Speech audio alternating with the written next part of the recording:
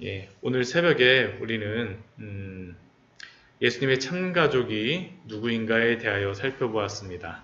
예수님의 참가족은 하늘에 계신 내 아버지의 뜻대로 행하는 자, 예수 그리스도를 믿고 회개함으로 그 복음을 받아들이는 자가 바로 예수님의 참가족입니다. 그렇다면 예수님의 참가족들은 어떻게 이 땅에 생겨나고 퍼져나갈까요? 예수님의 가족은 다른 사람들이 아닙니다. 하나님의 통치하심을 받는 사람들이 바로 예수님의 가족입니다.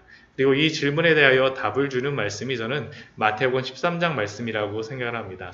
특별히 이 마태복음 13장은 천국 비유장이라고도 이야기를 합니다. 천국 비유에 대한 그러한 예수님의 설교가 비유의 말씀이 여기 다 모여 있는데, 앞에 마태복음 5장에서 7장까지는 상상술의 말씀, 또한 10장에서는 제자 파송 설교를 하시며 하셨던 예수님의 말씀인데, 이 13장에서는 천국에 대한 비유로서 예수님께서는 천국이 어떻게 이 땅에서 퍼져나가고 천국에 속한 예수님의 그러한 사람들, 예수님의 가족들은 어떠한 자들인지를 우리에게 알려주십니다. 특별히 오늘 첫 번째는 씨 뿌리는 그러한 비유인데, 이 말씀을 통하여서 우리에게 또한 귀한 은혜가 있을 것입니다.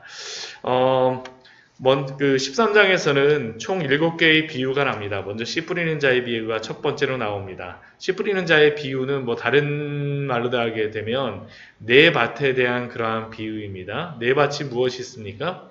길가밭, 돌짝밭, 가시떨기밭, 그리고 좋은 밭이죠. 먼저 1절과 2절 말씀에 보면 예수님은 바닷가에 앉으셨다라고 이야기합니다. 그리고 큰 무리는 예수님께 모여서 큰 무리는 모이고 예수님께서는 그들에게 말씀을 전하시기 위해서 배에 올라가 앉으시고 온 무리는 해변에 서 있었다라고 합니다. 갈릴리 가게 되면 이 낮에는 바람이 바다 쪽에서 육지 쪽으로 불기 때문에 예수님이 배에서 말씀하시게 되면 온 사람들에게 잘 들릴 수 있습니다. 그리고 예수님이 그 배에 올라가셔서 첫 번째로 말씀하시는 것이 바로 씨 뿌리는 자의 비유를 말씀하십니다. 먼저 3절 말씀을 보면 씨 뿌리는 자가 나가서 밭의 곳곳 이곳저곳에 씨를 뿌리기 시작합니다. 이 천국 비유의 말씀, 천국 말씀을 생각해 보면 예수님이 바로 씨 뿌리는 자이십니다. 그리고 지금 천국 말씀을 전파하고 계시는 겁니다. 그런데 우리는 여기서 생각할 것이 한 가지가 있습니다. 예수님이 지금 천국 말씀을 전하시지만 사실 유대인들이 원하는 메시아는 이런 모습이 아니었습니다. 단번에 구원과 심판을 행하시는 심판자적인 메시아, 그리스도의 모습이었습니다. 그러나 예수님이 첫 번째 오심은 바로 천국에 씨를 뿌리는 기간이요, 천국 복음을 전하는 자로서 예수님께서 이곳에 오셨습니다. 그런 의미에서 첫 번째 이 비유를 씨 뿌리는 자의 비유로 하신다라는 것이 참으로 의미가 있는 것 같습니다. 우리 3, 4절 말씀을 보게 되면 첫 번째 예수님께서 밭을 어떤 밭으로 말씀하십니까? 길가밭에 대해서 말씀하시죠. 그 씨를 뿌렸는데 그 천국 말씀이 어디에 떨어지냐면, 예수님이 씨 뿌리는 자가 되어서 씨를 뿌렸는데 그 천국 말씀이 어디에 떨어지냐면 길가밭에 떨어집니다. 이 길가밭에 그 씨가 뿌려지자, 천국 말씀이, 천국 복음이 뿌려지자, 이 뒤에 보게 되면 이 해석에 대한 그런 부분이 나오는데, 이 씨가 천국 말씀이라고 이야기합니다. 근데 이 천국 말씀이 그 길가밭에 뿌려지자 어떤 일이 벌어집니까? 새들이 와서 다 먹어버립니다. 이 새는 마태복음에서는 우리 말씀 뒤에를 보게 되면 악한 자로다 이야기하고, 마가복음과 누가복음에서는 사탄과 마귀로다 예수님께서 말씀하십니다. 즉 마귀가 와서 천국복음의 그 말씀을 다 없애버리는 겁니다. 흩어져 버립니다. 왜 마귀가 와서 그 새가 와서 다 먹어버립니까? 18절 말씀에서 그 이유를 13장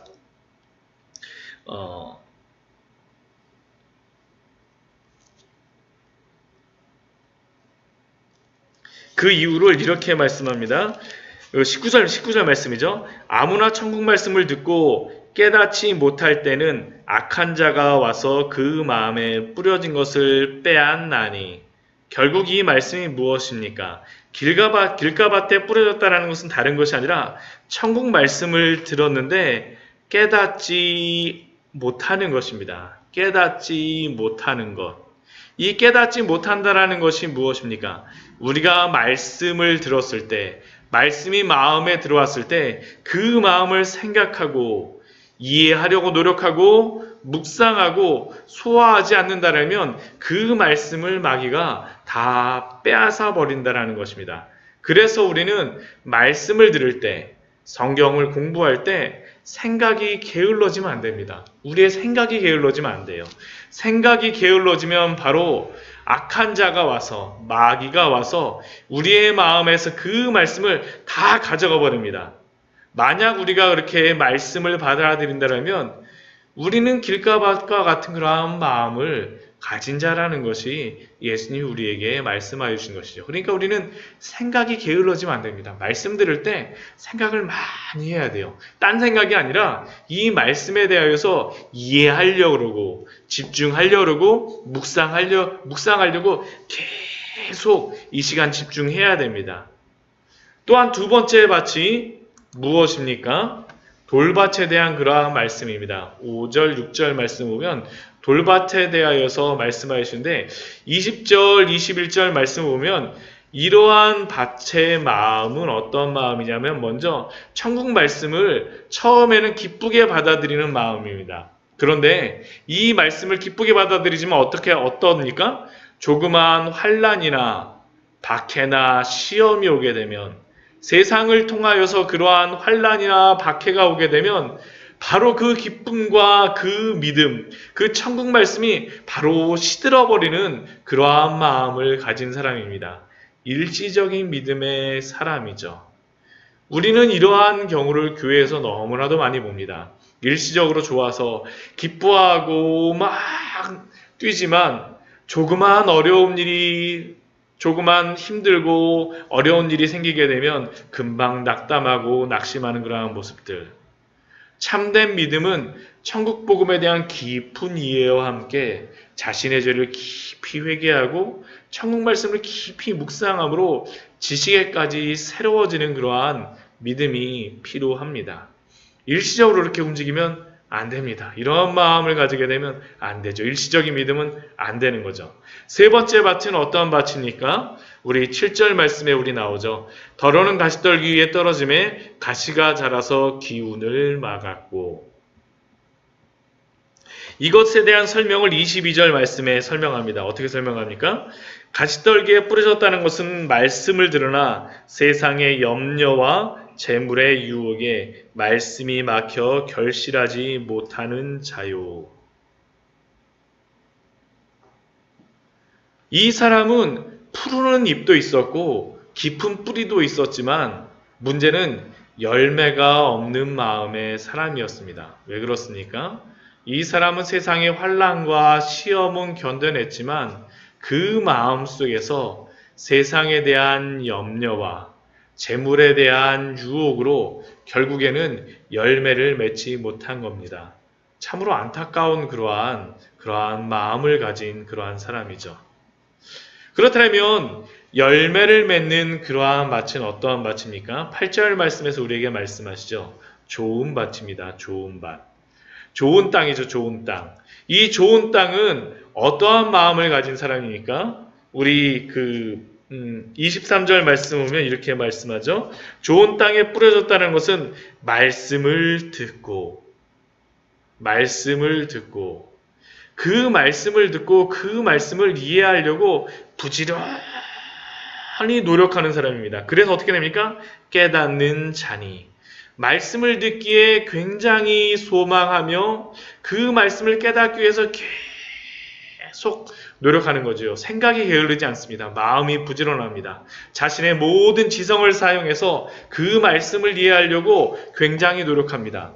그리고 그것을 기쁨으로 받아들이고 어떻게 합니까? 인내하는 것이 필요하죠. 결실하여 어떤 때는 100배, 어떤 것은 60배, 어떤 것은 30배가 되느니라. 결실할 때까지 끝까지 인내해야 합니다. 이 좋은 밭이라고 해서 환난과 박해가 왜 없었겠습니까? 세상의 여러 가지 염려와 또한 세상 재물의 유혹이 왜 없었겠습니까? 끝까지 인내하는 것입니다. 배운 말씀대로 정말로 그 환난과 유혹 가운데서 결실할 때까지 끝까지 자신의 마음을 지키며 인내하는 것입니다. 그리고 그러한 결과 열매를 맺는 것입니다. 여기서 열매를 맺는다는 것은 그냥 열매를 맺을 수는 없죠. 천국 말씀 받은 자가 죽는다는 의미가 있습니다. 우리 요한복음 우리 12장 24절 말씀 보면 우리가 잘 아는 말씀이죠. 내가 진실로 진실로 너희에게 이르노니 한 알의 밀이 땅에 떨어져 죽지 아니하면 한 알 그대로 있고 죽으면 많은 열매를 맺느니라.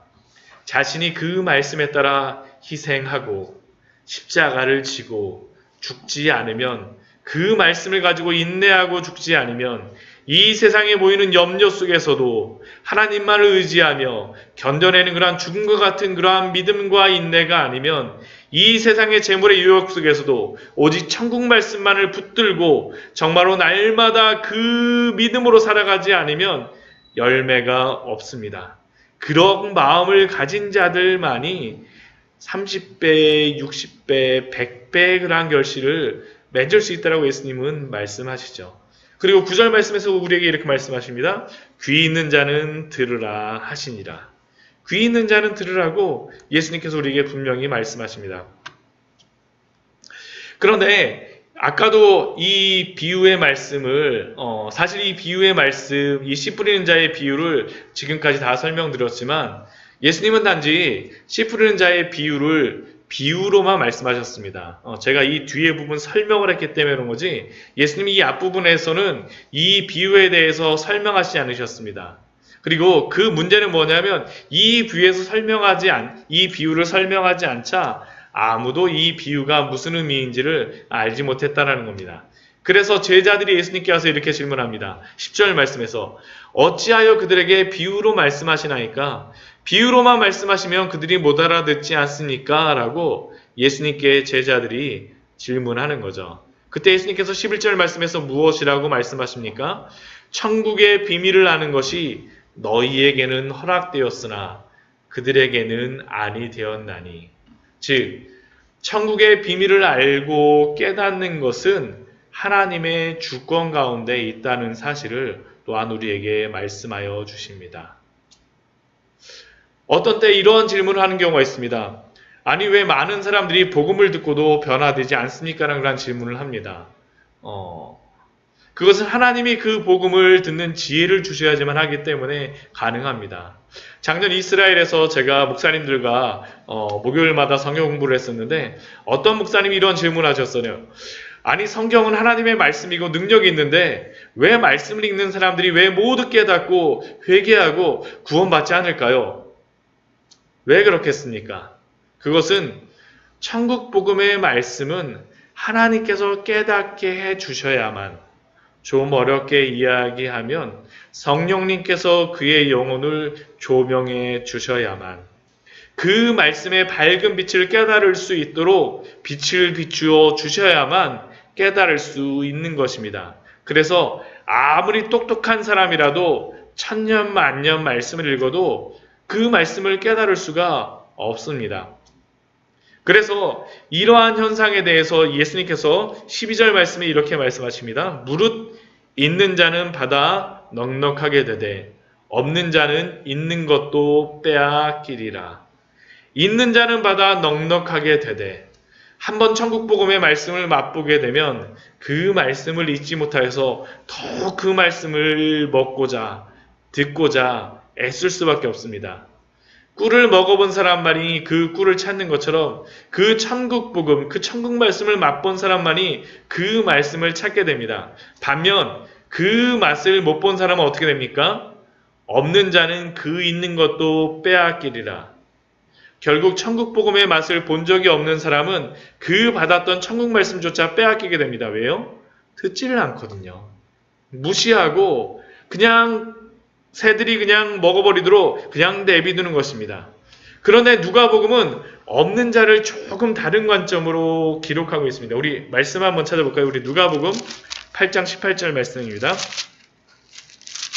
누가복음 8장 18절 말씀입니다.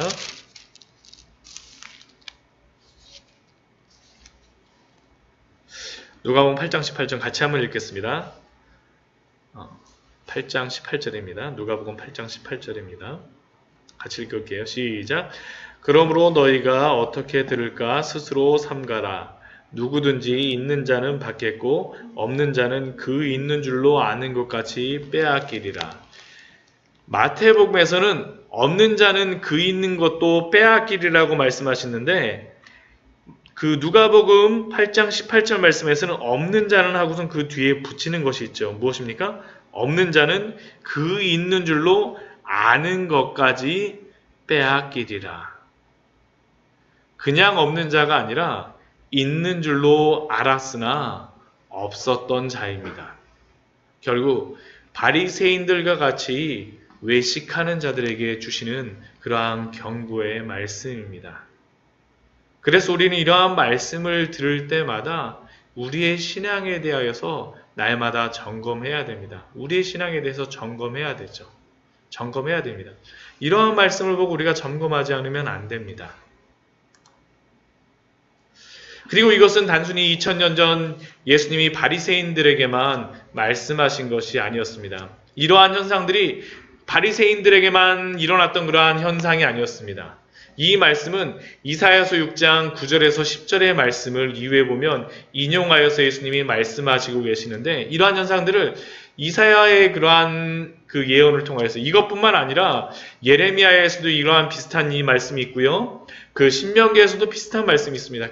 계속 이러한 말씀이 있었어요. 이미 선지자가 와서 그러한 여러 말씀을 전할 때부터 이러한 외식하는 바리새인들과 같은 자들이 있었고 그들은 아무리 말씀을 들어도 아무리 말씀을 보아도 깨닫지 못하는 일들이 있었습니다. 왜 그렇습니까? 15절 말씀에서 그 이유를 우리에게 설명해 주시죠. 이 백성들이 마음이 완악하여져서 그 귀는 듣기에 둔하고 눈은 감았으니. 왜 그들이 못 듣고 못 봅니까? 그들의 마음이 완악하여졌기 때문입니다. 하나님의 말씀을 그대로 받아들이기보다는 완악하고 패역한 마음으로, 딱딱한 마음으로 받아들였기 때문입니다. 완악하다는 그런 마음이 어떠한 마음이겠습니까? 마음이 완악하다는 것이 그런 어떤 의미겠습니까? 이 말씀 안에서 우리가 찾아본다면 우리가 알 수 있죠. 앞에 그 세 가지의 밭에 있는 그러한 사람들이 완악한 마음에 속하는 사람들입니다. 어떻습니까? 천국 말씀이 들어왔을 때 생각이 게을러져서 그 천국 말씀을 마음에 잘 간수하지 못하는 것이 바로 완악한 것입니다. 또한 어떤 것입니까? 세상의 환난과 박해와 고난을 하나님의 영광보다 더 크게 여기고 무서워하는 마음, 그것이 또한 완악한 마음의 한 종류입니다. 또한 완악하게 되는 마음은 어떠한 마음입니까? 우리 세상의 염려와 재물의 유혹에 미혹되어서 하나님보다 세상을 더 사랑하는 마음이 바로 완악한 마음입니다. 결국 완악한 마음은 게으름으로 마음을 마귀에게 내어주거나 하나님보다 나의 욕심을 더 사랑하고 하나님보다 세상을 더 두려워함으로 살아가는 마음, 마귀와 세상을 그리고 나의 욕심을 하나님보다 더 크게 여기는 마음이 바로 완악한 마음입니다. 그리고 이것은 바로 탐심이고 하나님보다 나를 더 사랑하는 것입니다. 그러나 이렇게 탐심에 이러나 완악한 마음에 눈이 어두워지지 않고 귀가 막혀지지 않은 사람은 어떠한 사람일까요? 16절 말씀 보면 우리에게 이렇게 말씀하시죠. 그러나 너희 눈은 봄으로 너희 귀는 들음으로 복이 있도다. 만약 우리들이 참으로 천국복음, 천국 말씀을 눈으로 보아서 그것을 누릴 수 있고 귀로 들어서 기뻐할 수 있다면 우리는 복 있는 사람입니다. 그리고 이것이 바로 17절 말씀을 보게 되면 많은 선지자와 의인들 믿음의 영웅들이 그렇게 보고 듣고자 했던 그 소원임을 우리에게 알려주고 있습니다. 사랑하는 성도 여러분, 우리는 참되게 보고 듣고 있습니까? 교회 안에 있는 외식하는 사람들은 구약시대부터 예수님 시대까지, 그리고 안타깝게도 지금까지 계속 교회 안에 있습니다. 이 말씀은 누구를 판단하라고 주시는 말씀이 아닙니다. 이 사람들이 열매가 없다라고 이야기하지만 때로는 너무나도 세상에 큰 하나님이 구원하신 사람 중에 너무나도 세상에 큰 환난과 고난으로 인하여서 때로는 너무나도 연약하여질 때가 있습니다. 남을 판단하라고 주는 것이 아니라 나를 점검하라고, 혹시 내 생각이 게을러지지 않았는지, 혹시 하나님보다 환난과 고난을 더 두려워하지 않는지, 그래서 처음에 하나님을 사랑하였던 그 마음을 잊어버리지 않았는지, 혹시 이 세상이 주는 염려와 재물의 욕심으로 인해서 눈과 귀가 차츰차츰 어두워지지 않았는지, 그래서 가리워지지 않았는지 날마다 우리에게 점검하라고 우리에게 말씀하시는 말씀입니다. 개인적으로 저는 이 복음서의 말씀을 볼 때마다 항상 제 마음에 찔림이 있습니다. 왜냐하면 이 말씀들을 볼 때마다 제 마음속에 이런 죄의 찌꺼기들이 남아있는 것을 보기 때문입니다. 진짜 저는 항상 이 말씀을 볼 때마다 부담스러워요. 이 말씀들이 정말 부담스럽습니다. 나의 눈이, 나의 귀가 닫히고 감겨있지 않은지, 우리는 예수 그리스도의 십자가 앞에 그래서 나아갈 수밖에 없습니다. 왜 그렇습니까? 왜냐하면 날마다 넘어지는 우리의 모습을 보기 때문입니다. 이 말씀을 보고 마음이 답답해지면 우리는 십자가 앞에 나아갈 수밖에 없죠. 왜요? 날마다 넘어지는 우리의 모습 때문입니다. 어떤 사람들에게 하나님의 은혜가 크게 느껴지겠습니까? 그것은 날마다 자신의 죄를 보는 사람이, 그리고 그 죄가 예수 그리스도의 보혈로 깨끗하게 용서함을 받았다는 것을 보는 사람, 가려진 사람만이 그 은혜가 크고 높음을 노래하고 찬양하며 감사하지 않겠습니까? 날마다 무너지고 넘어지지만 오늘도 그 크신 하나님의 사랑과 예수 그리스도의 보존하시는 그 은혜에 성령님의 붙드심에 기대어 그 회개함으로, 그리고 그 용서의 기쁨으로 살아가시는 우리 귀한 성도님들 되시기를 축원드립니다.